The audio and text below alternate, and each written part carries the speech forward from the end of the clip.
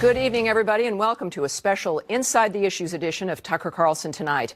I'm Tammy Bruce, filling in for Tucker this evening. But do not worry, you're still going to see plenty of Tucker tonight as he confronts issues from big tech's domination of American life to China's role in the heroin epidemic. But first, the showdown at the border continues. For weeks, media outlets explain that the migrant caravan was a hoax designed to boost GOP midterm turnout. They're telling you the existential threat to America is a bunch of poor refugees 1,000 miles away. This group of folks, we don't even know where they are. They're way down there. They've been running on an imaginary caravan. This stupid caravan. You know, it's a lie that this caravan is a problem of that magnitude. Right. Programming on the caravan was propaganda. But now that supposedly made-up caravan has indeed appeared. And the government of Tijuana is begging for help and is calling it a humanitarian crisis. President Trump's own efforts to secure the border are running into obstacles. The president recently blasted the Ninth Circuit Court of Appeals for blocking his attempted alterations to American asylum policy. It's a terrible thing when judges take over your protective services, when they tell you how to protect your border. It's a disgrace. Essentially, they're legislating. They're saying what to do. Some judge sitting in some location very far away is telling our incredible military and law enforcement what to do, and it's not right. I know that Chief Justice Roberts, John Roberts, has been speaking a little bit about it, and I think and I have a lot of respect for him. I like him and I respect him, but I think we have to use some common sense. This Ninth Circuit, everybody knows it. It's totally out of control. All righty. Well, President Trump is also warning that he may have to shut down the entire U.S.-Mexico border. If we find that it's uncontrollable, Josh, if we find that it gets to a level where we are going to lose control or where people are going to start getting hurt, we will close entry into the country for a period of time until we can get it under control. For the entire border? The whole border. I mean, the whole border. All righty.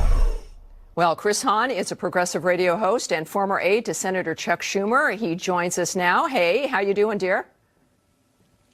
I'm doing good. Happy Thanksgiving, Tammy. Same to you. Same to you. So look, obviously, we both have very divergent opinions here on what was going on there. But you'd have to admit, I think, that the mayor of Tijuana, this is a town, by the way, that has dealt with immigration a great deal, including with Haitians, who they had said, got jobs there and assimilated very easily. But they're concerned about the violence, and they consider it a humanitarian crisis. Clearly, that's happening in Mexico. What do you say to the mayor of Tijuana when it comes to his attitude? Is he being racist about this, or is this a real genuine problem?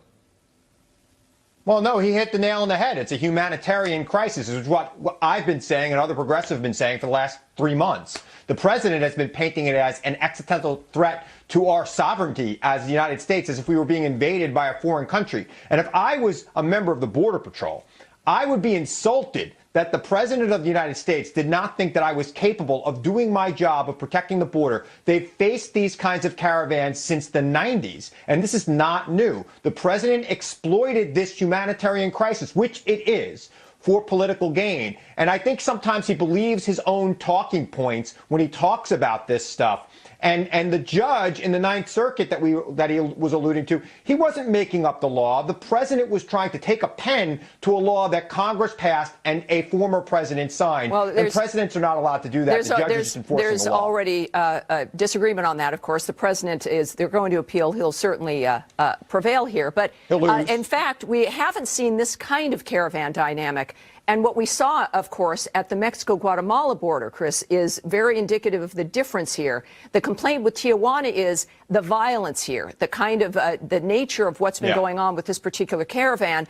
And also, the caravans have not experienced a real commitment at the American border to stop them. So this is inherently different. There are thousands more individuals involved. Now, many have taken Mexico up on their ability to get jobs and to have some health care and to settle in, which is great news. But at this point, you're looking at individuals from, we know there's at least 500 criminals. We know that we've got to be able to at least assess them properly in getting in here. What do you think they should just be allowed to come in, or do you think that there should be an orderly framework here? I think there should be an orderly framework here. And from what I understand, the people in this caravan are going to seek asylum, which is legally the way you can come here. In one of the ways you can come here legally. So I don't think they're climbing the wall. I don't think we needed to send troops to southern Texas climbing the wall right when there. the caravan's actually coming to Tijuana. They are climbing the wall, as a matter of fact. But let's move on. We do know, yeah. So they're climbing the fences that exist now, and of course the president is going to make this difficult because we do have to have some order there. And I'm glad you agree that we do have to have some order. Now, look, another thing. I know you want to talk about this. Nobody thinks people should be able to climb. Nobody should think people should climb the fence. Yeah. No, that's not what we want. All right. Well, they're also not going to rush, barriers. At any rate, Hillary Clinton ran on continuing high immigration into the U.S., but in an interview with The Guardian, I'm sure you've seen, Hillary suggested it's time for Europe to curb immigration in order to stop the rise of right-wing political parties. She said, quote, I think Europe needs to get a handle on migration because that is what lit the flame. I think it is fair to say Europe has done its part and must send a very clear message. We are not going to be able to continue to provide refuge and support because if we don't deal with the migration issue, it will continue to roil the body politic. Chris, how is this not just transactional politics and throwing immigrants under the bus? Yeah, I mean, Hillary missed the point there. What's happening in Europe right now is far-right parties are scapegoating these immigrants because they can't figure out a way to deal with the stagnant economy that has hit most of Europe, especially people who are low-skilled workers in Europe. And I think that former Secretary Hillary Clinton missed the point completely there, where she is giving aid and comfort to that thought that far-right parties are this expressing issue in better Europe. than. So I completely disagree with her. But Chris, many I think people. it is transactional and it's bad. But this is the issue: is that many people are shocked at this. This is all she's done. She has been a transactional politician from the beginning. There's no other way that you can explain the Defense of Marriage Act and Don't Ask, Don't Tell, the two worst cases of violating gay American civil rights in the history of this country, when you actually, in the 20th century, decide to shred them because it was transactional. It was going to get them something. Both the Clintons operate this way. This is no different. And this is why she lost in part, because she stands for nothing. The Democrats stand really for nothing at this stage.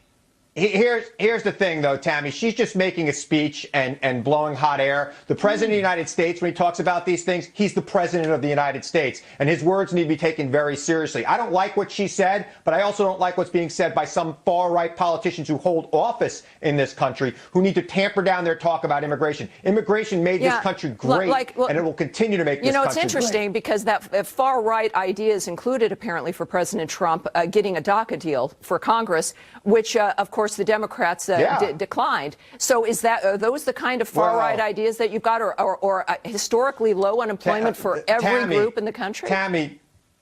Tammy, the president of the United States was offered DACA for the wall. He accepted it until the far-right politicians in the Senate, Mitch McConnell especially, pushed back against it. And General Kelly had to call Chuck Schumer and tell him that the deal was off. Let's be clear. I think that this president will make a deal, DACA for the wall, before this. Chris, this audience is going to laugh at the idea of Mitch McConnell being a far-right politician. That's very funny. This is the bureaucracy. We both know it well.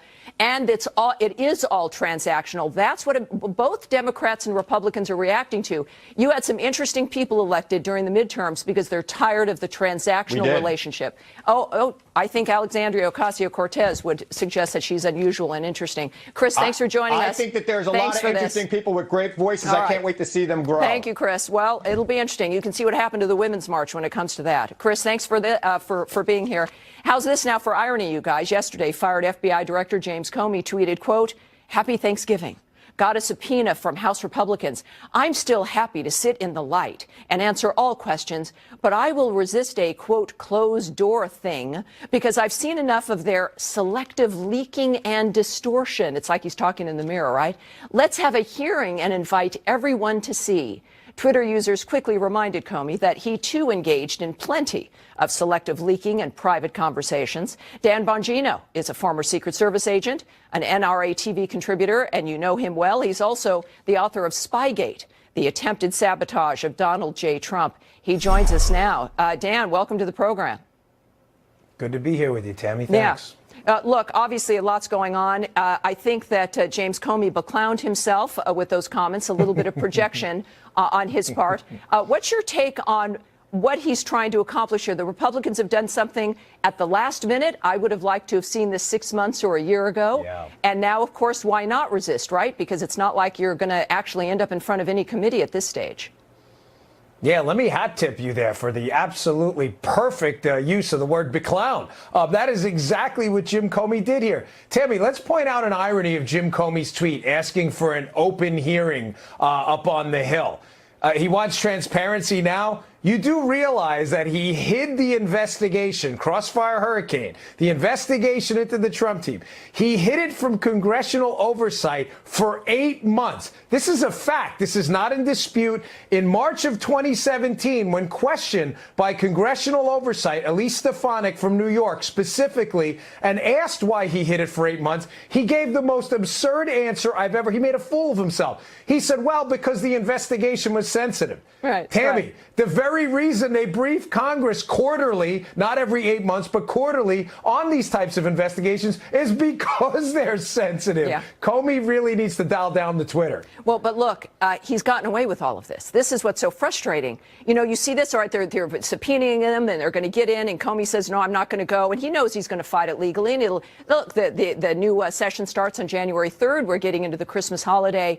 He knows that he's going to get away with this. This is, in a way, it is just like a dog and pony show. Are you concerned now that the Democrats will control the House, the Senate still has, the Republicans still have the Senate? Are you concerned that, in fact, Donald Trump remains the only man of action, the only individual genuinely interested in clearing this muck up? Because at this point, it's been more of the same for the last 2 years from the Republicans.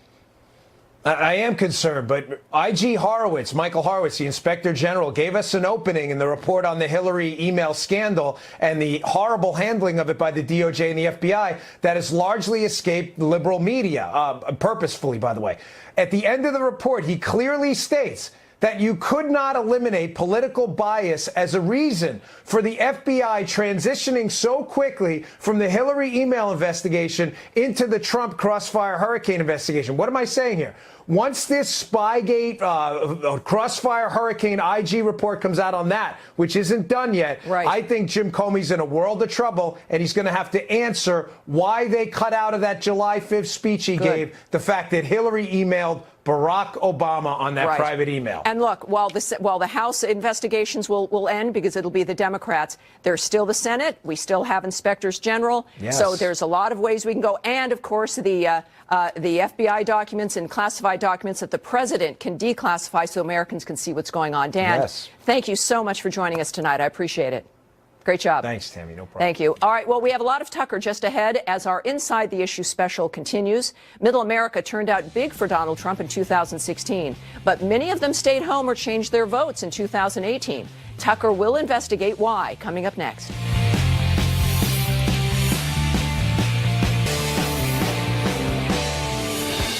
You are watching a live special edition of Tucker Carlson Tonight, where we go inside the issues. We now go to Tucker as he tackles America's struggling middle class and why some 2016 Trump voters turned on the GOP in the midterms. Donald Trump became president 2 years ago thanks largely to a huge surge of support from the American middle class. They supported him because they are dying. As a group, the American middle class is shrinking in absolute terms and in many cases dying younger. So they reached out to the president to help. But in 2018, in the midterms we just had last week, a lot of those voters seem to have drifted back away from the Republicans. The House went Democratic. Republicans lost a bunch of Senate races in states that President Trump won 2 years ago. How did that happen? What should Republicans be doing to change it? And what should be their positions moving forward? No one has watched more carefully than J.D. Vance. He wrote the famous book Hillbilly Elegy.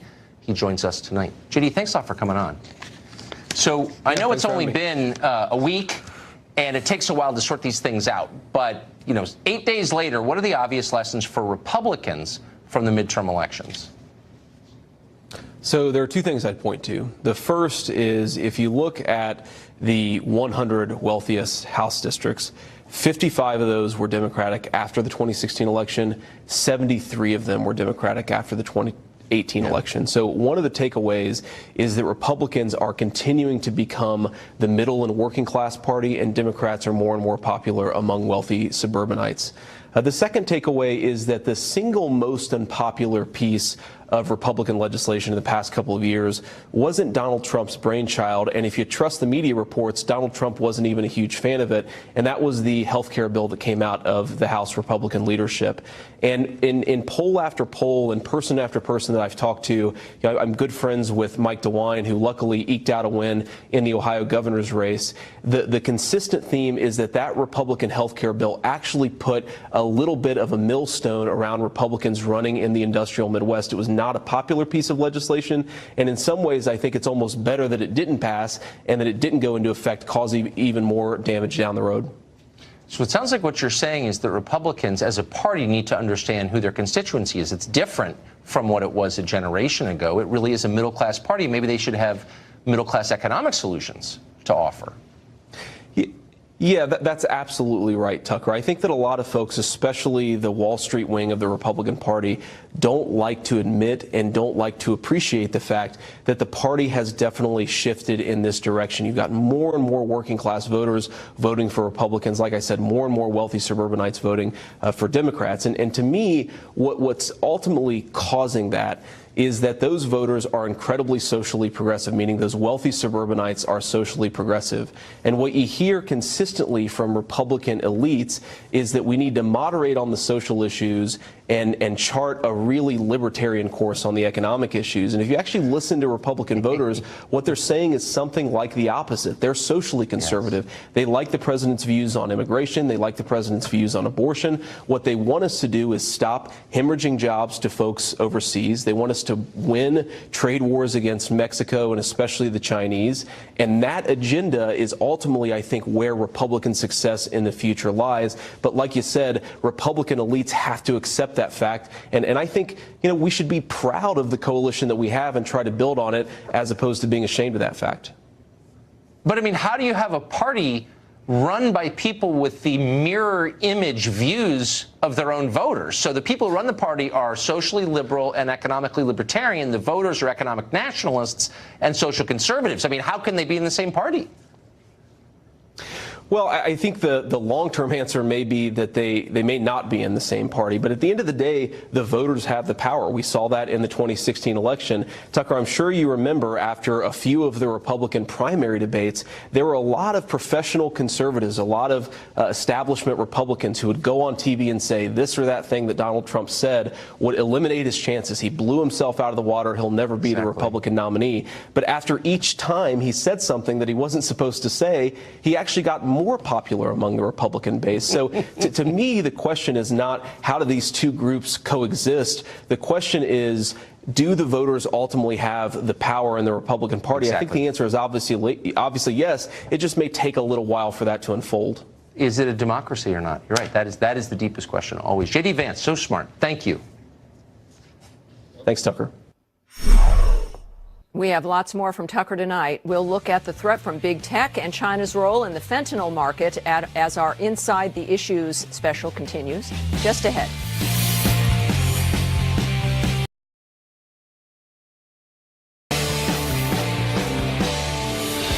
Hey, everybody. Welcome back. You're watching a live special edition of Tucker Carlson Tonight, Inside the Issues. We now go back to Tucker as he investigates the frightening power of big tech. The man behind the book and the film Clinton Cash, which exposed the Clinton Foundation's pay-for-play relationships with many foreign governments, has a new film out. This time, the target is big tech. Here's a preview of it. They can suppress certain types of results based on what they think you should be seeing, based on what your followers are presenting. It's what Google and Facebook are doing on a regular basis by suppressing stories, by steering us towards other stories rather than the stories we're actually seeking. It will always favor one online music service over another and one candidate over another. Google crosses the creepy line every day. Peter Schweitzer is one of the people behind this new documentary. It's called The Creepy Line, and it premiered this week. He joins us on set. Peter, thank you very much for coming on. So why should we care what Google, a private company, is doing? Because they have an amazing amount of influence on the consumption of information and news in this country. 80 to 90% of searches are done through Google, and Google not only collects information on us, which threatens our privacy, but they use that information to manipulate us, to steer us in directions we don't want to go. It's affecting the voting that's taking place in this country, and some people are arguing it's determining the outcome of elections.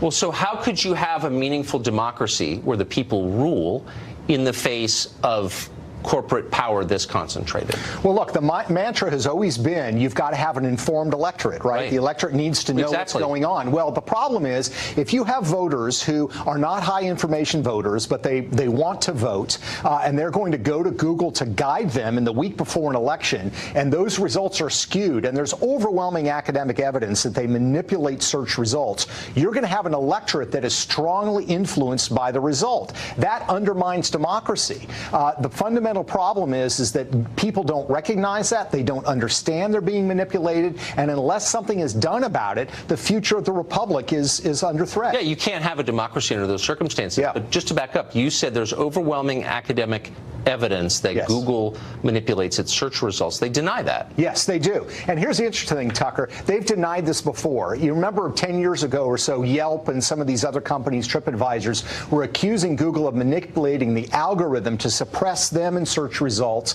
and to push Google-related companies. And Google said, absolutely not. These results are organic. We now know the Federal Trade Commission, the European Union, and academics at Harvard said that's wrong. You were manipulating the algorithm. Their defense now is the same when it comes to political speech. The problem is that there's been numerous peer-reviewed studies done by Robert Epstein and others that clearly demonstrates they are suppressing news stories. And in fact, in the 2016 election, they found in all 10 search results from 1 through 10, Google was suppressing negative stories about Hillary Clinton and pushing positive stories about and pushing negative stories about Donald Trump. This by a researcher, by the way, who was a Hillary Clinton supporter, not a Trump supporter. This seems like the story of the century. Yes, it's huge story, and overlooked because it's confusing, it's difficult to understand, and it's happening behind the curtain. It's the Wizard of Oz behind the Iron Curtain. We're used to thinking about, Dan Rather, media bias. He makes a snarky comment. He makes a comment about George Bush. That's visible for everyone to see. This kind of bias is hidden. We don't know what we don't know, and that's what makes it so frightening. It's a remarkable story and a remarkable documentary. Thank you, Peter Schweizer. I appreciate it. Thanks, Tucker. Well, more great stuff from Tucker there, obviously. Tucker also recently sat down with a U.S. senator to investigate the deadly threat of synthetic drugs from China. More than 70,000 Americans died of drug ODs last year. Nearly half of those overdosed on synthetic opioids like fentanyl. President Trump has signed legislation that should make it harder to ship drugs like fentanyl through the mail. Will that be enough? The #1 manufacturer of fentanyl is China. They seem uninterested in stemming the flow of illegal drugs into our country. So the question is, if China killed 30,000 Americans through bombing campaigns or by invading, of course, we might respond differently. Senator Rob Portman is one of the few who's been on this topic for a while. He's just introduced legislation. The president just signed it, and he joins us tonight. Senator, thanks very much for coming. Tucker, thanks for having me on. Appreciate it. So it is, I think, a fair question. 3,000 Americans died in 9/11. We're at war for 17 years. 30,000 died just last year because of this, and it seems to be all but unnoticed here in Washington. I agree. It's the underreported story out there. And it's not that people don't care about it. They do. When I'm home, I hear about it all the time. When we have our teletown hall meetings every month, I ask a question, how many of you have been directly affected? It's always more than half of the callers. This is, 10, 20,000 callers. So it's a huge issue. Sadly, Ohio is one of the states that's been hardest hit. Yes. #1 killer, fentanyl. 2/3 of our overdose deaths last year were from fentanyl. It's a synthetic form of opioids, and we know where it's coming from.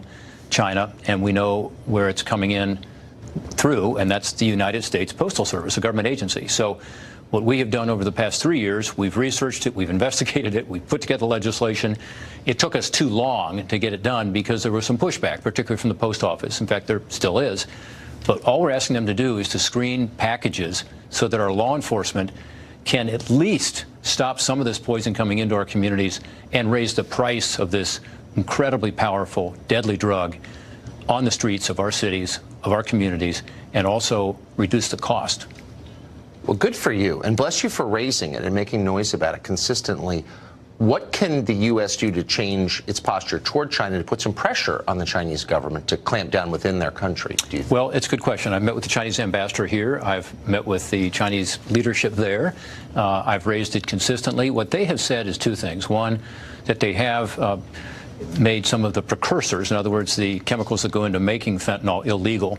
They have, in effect, scheduled them under, the way we would do it here, and that they've begun, they say, secondly, to crack down on some of these chemical companies that are producing it. But what they have done has not been effective. I mean, it continues to come in. Our investigation indicated that if you send something by the Postal Service from China, that it's guaranteed delivery.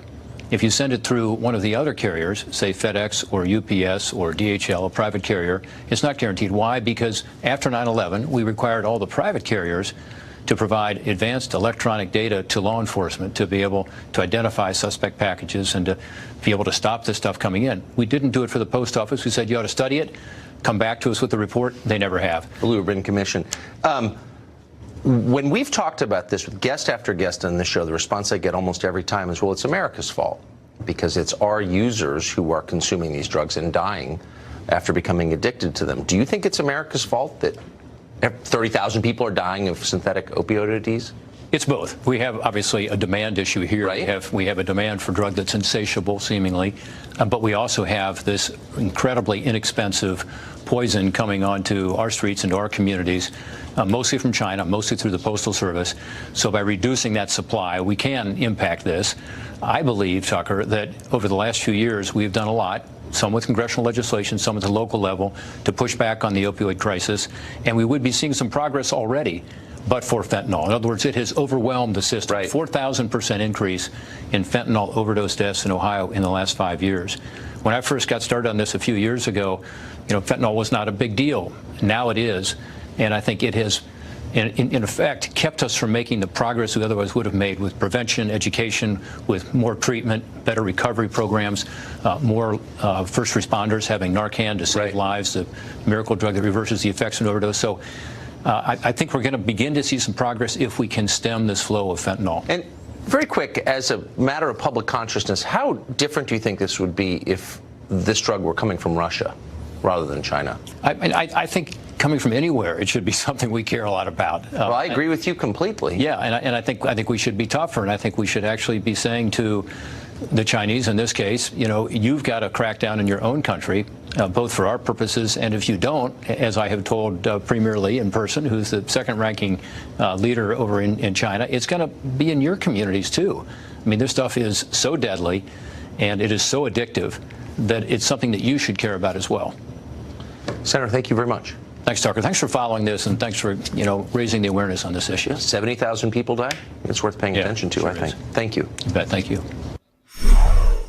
Well, we have a lot more of Tucker just ahead as our Inside the Issues special continues. Up next, he'll dig into the threat that concussions pose to the NFL. Plus, we'll look at how corporations are imposing their own brand of gun control on America. You don't want to miss that. Stay right there.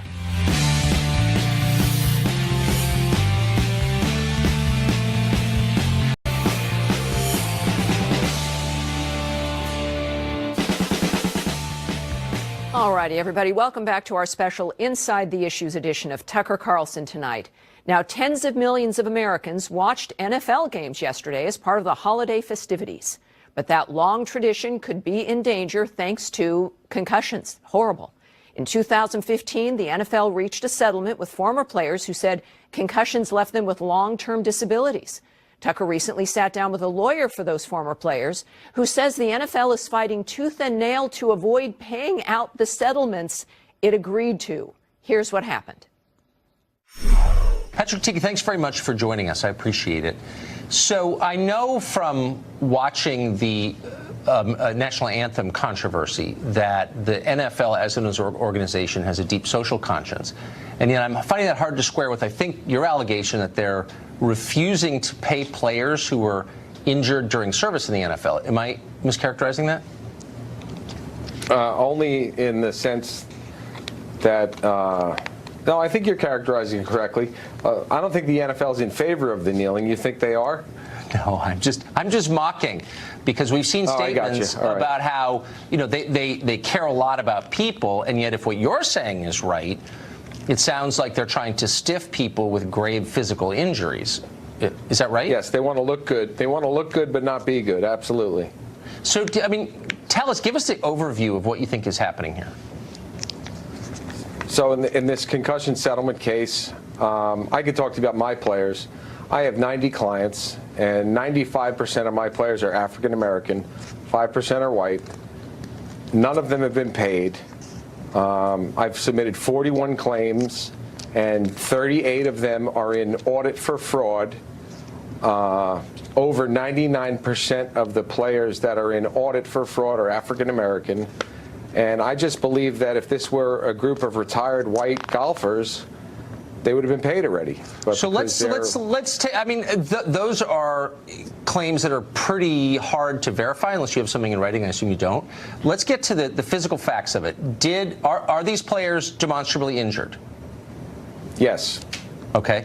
Did the NFL know that what they were doing posed a physical risk to them for CTE? Well, the allegation in the complaint was that they and Rydell, helmet maker, knew the damages that they were causing to brains since the 1960s. Huh. And they settled this case because they didn't want to be subjected to any discovery which would prove that out. Interesting. Why do you think that since the national anthem story has received so much coverage and so many at ESPN, for example, have taken the side of the players, that so few sports commentators have raised this issue with the kind of vehemence they brought to the national anthem controversy? I'm a little confused. Well, the NFL is very powerful, and they're very intimidating to sports broadcasters. They would pull their credentials if they didn't do exactly what the NFL wanted. And it's our contention that the NFL likes this controversy. It's a patriotic controversy. It shifts the blame from the NFL to the players, and it shifts the focus from the trouble with football, which is the causing of these brain injuries and the ruining of men, to rich players kneeling in protest. Interesting. And it gets the public to be mad at the players and not mad at the NFL. Well, is there science on this question? What percentage of NFL players who played, for a year or more, who've really engaged with the league, what percentage? Well, a single concussion is a traumatic brain injury, which would be permanent. So I would say between 99 and 100% of them. Ann McKee up at Boston University, who did the CTE neuropathological study, also says that the statistics in the high 90 percentile. And what percentage of those see their lives affected negatively by those injuries? Well, I have players that range in age from 31 all the way up till 70, and they are all affected by it. And they all come in and have the same symptoms, the same complaints, and the same problems. It's just where they are on the spectrum, how bad it has gotten. And is there any way to stop the progression of this impairment? Well, there are some studies going on. Jupiter Medical Center down here in Palm Beach County has a hyperbaric chamber program with Joe Namath that seems to be promising that it might work. Yeah. Boy, it's a sad story. Thanks very much for sharing with us. I appreciate it. Thank you. Well, important stuff about what's really going on there when we're all distracted by something else, right? Well, our Inside the Issue special continues just ahead with a look at how major retailers are going beyond the law and implementing their own versions of gun control. That's coming up next. Stay there.